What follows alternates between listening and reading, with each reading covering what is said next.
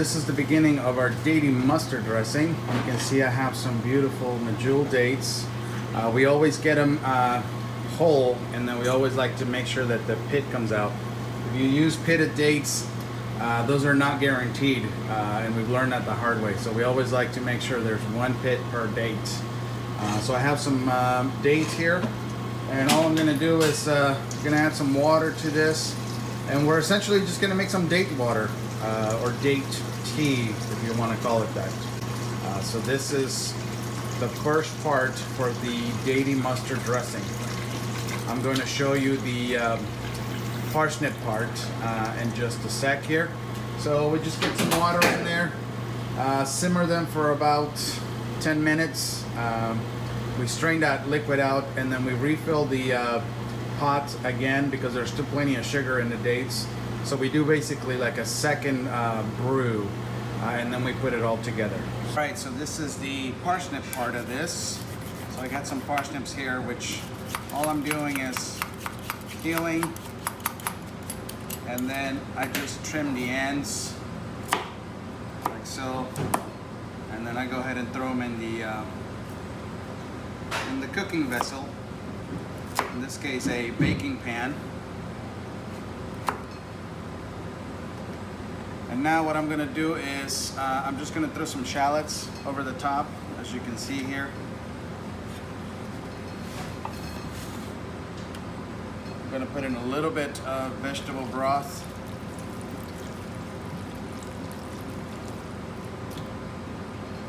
And then all I'm going to do is I'm going to cover them with foil and bake them in the oven until they're soft.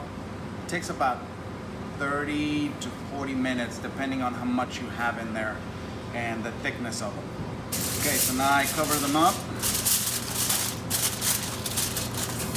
Gonna check them after 30 minutes, see what they look like, and they might be soft by then, or they might need a little bit more. 350 degrees convection, 400 non-convection. All right, so my dates have been simmering. I'm gonna go ahead and turn this off for a second. Now I'm going to put them through a strainer.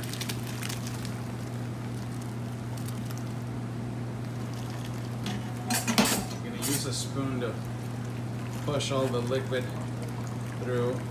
And as you can see, the dates still look pretty brown. You know, they still got quite a bit of color, which means they still have a good amount of sugar to give off.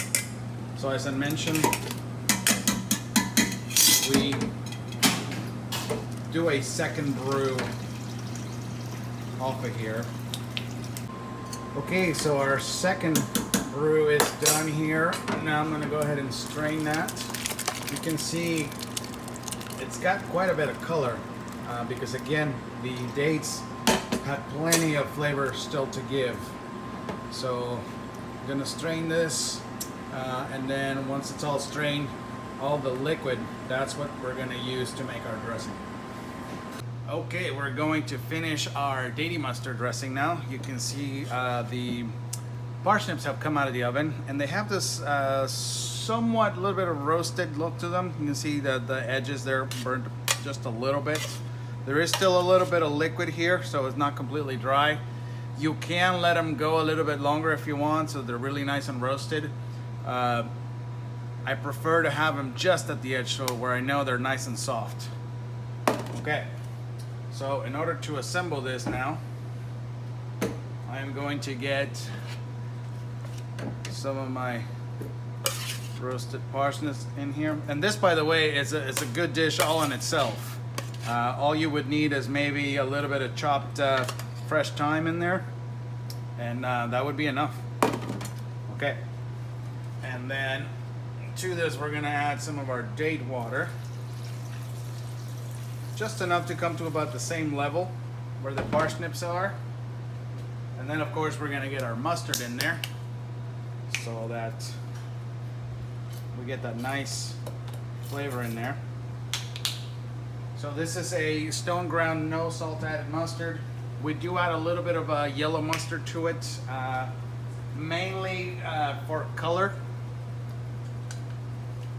but not as much as the other mustard. We don't want the sodium level to get too out of hand. This, of course, could be whatever mustard you love.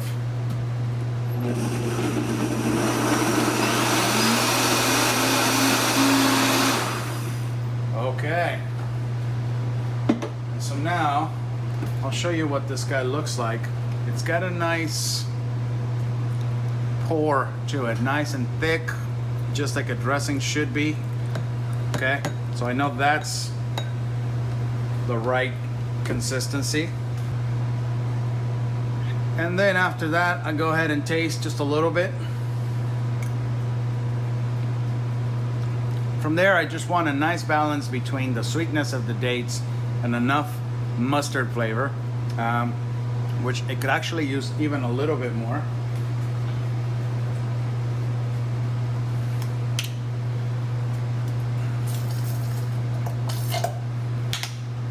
If you follow the recipe, you know, it's really a subjective kind of a thing. You add as much mustard as you want to this. So just another quick taste here. Just like that.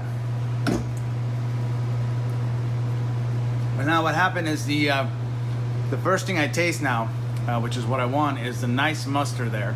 And before I get too overwhelmed with that, it's just a nice sweet finish after the mustard. And between the depth of flavor from the shallots and the parsnips, this whole thing just comes together so nicely. So I hope you enjoy that, and I hope you get a chance to make this.